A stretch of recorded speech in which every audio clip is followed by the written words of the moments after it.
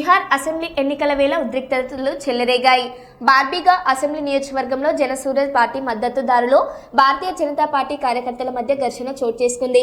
వాగ్వాదం తీవ్ర రూపం దాల్చి హింసాత్మక ఘటనలకు దారితీసింది. ఈ ఘటనలో ఒక కారు ధ్వంసమైన దృశ్యాలు సోషల్ మీడియాలో వైరల్ అవుతున్నాయి. ఆ కారు జనసూరజ్ పార్టీ మద్దతుదారులదే అని అనుమానం వ్యక్తమవుతుంది. ఘటనపై పోలీసులు కేసు నమోదు చేసి పరిస్థితిని అదుపులోకి తెచ్చారు.